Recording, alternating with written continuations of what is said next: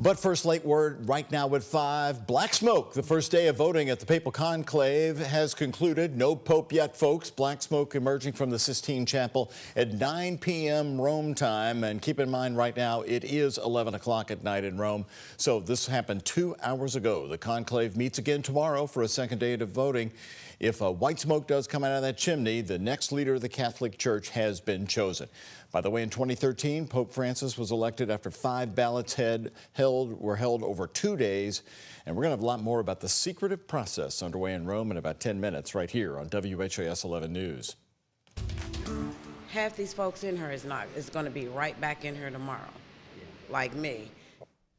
Also right here at 5, 2 and 3 Kentuckians still don't have their real ID, and the long wait for the upgrade continues.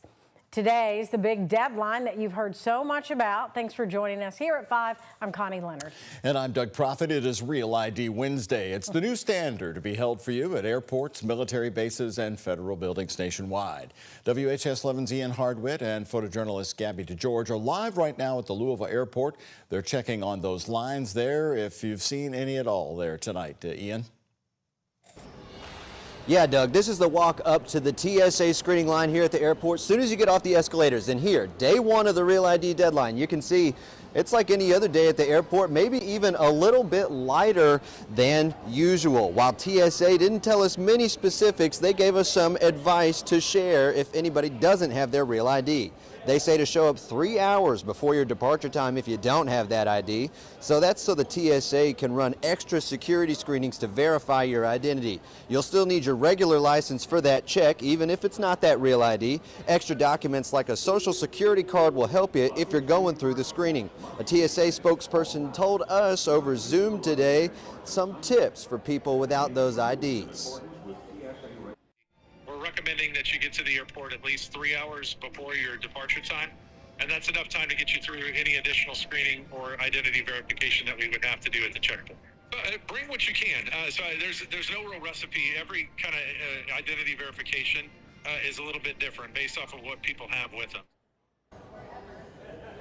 Mark Howell there also said this grace period won't last forever, but did not say when a hard deadline is supposed to begin. And also, while this looks calm right now, this is a really slow season for air travel. The TSA says that's going to pick up more after Memorial Day at the end of the month. Live here at Muhammad Ali International Airport, I'm Ian Hardwitt, WHAS 11, on your side. Ian, thank you very much. TSA agents will be checking for the little star, which is on the top right of your ID. Yep. Homeland Security Secretary Kristi Noem says those who don't have it won't be turned away at the airport. ABC's Perry Russell has more. Today, the long-awaited enforcement of real IDs begins. TSA agents at airports around the country now checking for them. 81% of the travelers that travel by airline in the United States today are already compliant. Homeland Security Secretary Kristi Noem says if travelers do not have a real ID, they will still be able to fly, but they will have to go through additional identity checks. If it's not compliant, they may be diverted to a different line, have an extra step, but people will be allowed to fly. The federally compliant state-issued IDs were a recommendation by the 9/11 Commission. And one of their key recommendations was to improve identification of those using the air transportation network. Real IDs have enhanced security features to help prevent fraud and identity theft. Congress approved the IDs back in 2005. It took 20 years to get to Enforcement Day, after being delayed repeatedly. Leading up to today, long lines outside DMVs from coast to coast to get the Real ID driver's licenses. We are procrastinators. This is the line in Chicago. ABC's Alex Perez is there. For weeks now, this is what the line here has looked like, blocks long, as some getting in line at 4 a.m., hours before the facility even opens. If you don't have your Real ID, you can always just travel with your passport. That is also a federally approved form of identification. Perry Russell, ABC News, Washington. And this is what it looked like as early as 8 o'clock this morning outside the licensing branch at Bowman Field. That line wrapped around the building just as the sun was coming up this morning. Bowman Field, always the popular spot to go to in Louisville. We talked to several people there in line to get their real IDs. They got there before 6:30 this morning to camp out. Rebecca Stober said she did the same thing last week but didn't even make it inside, so she came back today prepared. So no, I wasn't shocked at all. So I got my cooler, I got snacks, I got books, I got my chair. I came prepared. I told my mom I was going camping at the BMV. I tried to do this last week at the Dixie location, and I was there for hours. They didn't have enough people to get to us. So I asked the lady, I was like, what's the best way to do it? And she said, I'll be honest with you, you're not gonna like it. Get a chair, be here about 6 a.m. She told me, by the time you get to 7, there's gonna be 40, 50 people online. Well, at least Rebecca's got the right spirit about it. We have heard some people having better luck at branches, by the way, outside of Jefferson County. Some people heading to Nelson or Hardin counties to renew their licenses. Also new here tonight at 5, we're now down to 2 candidates to replace Marty Polio as the longtime JCPS school superintendent. Yeah, reaction to the 2 men is already coming in, but some are choosing to reserve their judgment until the candidates meet the community in 2 weeks. WHAS11's Isaiah Kim Martinez has been learning more about them. And Isaiah, are they both superintendents right now? Well, Doug, Connie, one was up until late last year. These 2 men have also been in the running in searches across the country just this year, from Las Vegas to Delaware to Kansas, but have yet to be chosen. Now one of them will be.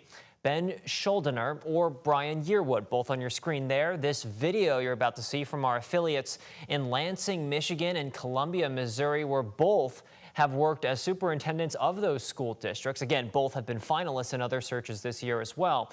Today, I talked to Kentucky State Senator Lindsey Titchener, a Republican, and former Democratic Louisville Metro Councilman Philip Baker for their thoughts. When I look at both of them, and you're talking about turning, some of the issues that the district's facing. I mean, from both candidates had a track record of approving attendance, literacy scores. I would love that we could choose someone that's a top choice as opposed to a second or third choice that hasn't made the cut in other districts. That obviously is going to be a concern. Ben Schuldener is the current superintendent at Lansing School District in Michigan with just over 10,000 students. Meanwhile, Brian Yearwood was most recently the superintendent at Columbia Public Schools in Missouri with around 19,000 students, both, of course, significantly smaller than JCPS. Republican lawmakers like Lindsey Titchener say if this pick doesn't yield academic improvements for JCPS, they're looking to take action on a state level. More on that ahead here at 6. Doug. Isaiah, thank you. By the way, you have your chance very soon to meet these finalists. Their final interviews are set for Louisville on May 20th. You're invited to 2 different sessions. The first one's 4 to 6 p.m. at the JCPS Center for Professional Learning. That's at 2902 Atkinson Square. And then the evening session, the very same day, is from 7 to 9 at Stouffer Elementary School in Eastern Jefferson County. Again, all on May 20th. Well, another nice day out there in the 70s again. It's very tolerable this week, and we had more cloud cover, so let's get the latest on that from meteorologist Julie Martin, who is joining us here at 5. And Julie, is this going to bring in some rain? We are expecting rain and some storms tomorrow, and just cloudy skies out there right now. You'll notice a little bit of green here on the screen, and I just checked. I don't think this is even really reaching the ground there as we get close to Bardstown. So really it's just more of a cloudy evening, and that's what we'll have heading into the overnight hours. Right now, though, sitting pretty in terms of those temperatures at 74 degrees here in the metro, 79 in Bedford, so above average for you, and 73 in Litchfield. So overall, a nice day in terms of the temperatures, just not the prettiest day like yesterday, as we had a lot more clouds hanging around, and we'll stay cloudy as we head into the overnight hours as well. Our overnight lows in the mid-50s throughout Kentuckiana. Sunrise tomorrow at 6:57 a.m. and then the rain will arrive. So taking a look at tomorrow, though, our temperatures are still looking pretty good, still holding in the mid-70s throughout the day tomorrow. Despite that rainfall, we'll stay a little cooler in central and southern Kentucky with temperatures topping out around 70 degrees, but overall not a big change in temperatures. We do have a chance, though, for some severe weather, and this is a level 1 out of 5. This is, again, for our central and southern friends here. This is where we could see maybe some gusty winds, some heavy downpours, but again, on the very low end of the severe weather spectrum. by all means. So not looking at anything organized or major in terms of a severe weather outbreak. We'll get the rain tomorrow, and then we look forward to a nice Mother's Day weekend. Our next chance of rain coming in on Monday, and that starts off a wet pattern. I'll detail that in your full forecast coming up in just a moment. More local news, breaking news here late today. 3 former Memphis, Tennessee police officers found not guilty today in the beating death of 29-year-old Tyree Nichols. Tadarius Bean, Demetrius Haley, and Justin Smith all faced murder charges. Nichols beaten so badly after a traffic stop that he died 3 days later in Memphis. An autopsy report says he died of head trauma and classified it as a homicide. Civil rights attorney Ben Crump saying the verdict today in state court a miscarriage of justice. The out-of-town jury deliberated for 9 hours before acquitting Bean, Haley, and Smith on all charges. Defense attorneys say they knew it would be tough because the least culpable officers in this case were on trial. That allowed the remaining defendants to point the finger at others. I personally think that when you take a look at all of the evidence, that shouldn't matter. Perhaps the jury took a different view. It's just impossible to say. The primary cop in this case, Emmett Martin, pleaded guilty. All 3 have been found guilty in federal court. Well, we now have a closer look at the moment a Louisville Metro police officer shot a man just over a week ago in the Camp Taylor neighborhood. Deputy Chief Emily McKinley says officers responded to reports of an intoxicated man who reportedly grabbed a gun and shot into the floor. Once on scene, body camera video from Sergeant Chris Pettigo shows the man, Daniel Gish, in a driveway holding the gun to his head. Police entered the home and were able to get some family members out before Gish came back into the house with a gun. McKinley says officers told Gish to drop the gun, and when he didn't, Sergeant Pettigo fired a shot, hitting Gish in the wrist. While this is totally unfortunate that this happened, we don't ever want any officer involved in this. This has, I'm sure seeing this and hearing this, not just for Sergeant Pettigo, but all of the officers involved, I'm sure this has a visceral effect on them as well as the family that is involved here. Nobody wants to go through anything like this. Gish was released from the hospital yesterday. He's currently being held at Metro Corrections on a charge of wanton endangerment of a police officer. Sergeant Pettigo is currently on paid administrative leave, which is department policy. Also tonight here at 5 o'clock, new details are now emerging in the Seymour, Indiana public library shooting. We've been following closely for you. A probable cause affidavit now revealing the suspect had detailed plans to also shoot classmates at the very high school he attended. But after seeing a teacher there, he knew that day he changed his plans to shoot people at the nearby public library, where one employee was injured by flying glass when bullets were fired. The suspect in this case is 18-year-old Emiliano Cuevas Bravo. Our Alexandra Goldberg and senior photojournalist Alyssa Newton have been digging into the details tonight and have reaction from residents close to the situation.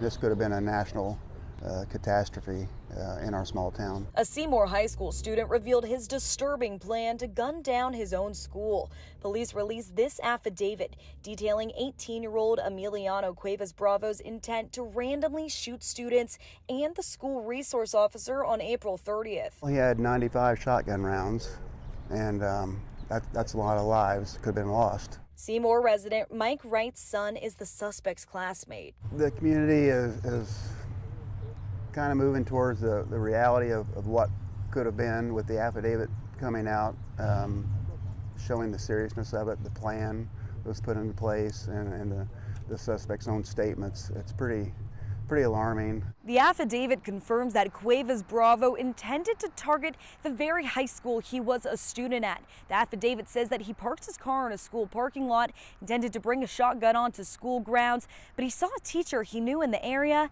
and that's when he changed his target to the Jackson County Public Library. The affidavit says that he intended to shoot people at the Seymour branch here, but his gun jammed, and a library patron tackled him before police could arrive. I got here at 8 o'clock Monday and walked around, and it's like, boy, this was worse than I could ever imagine.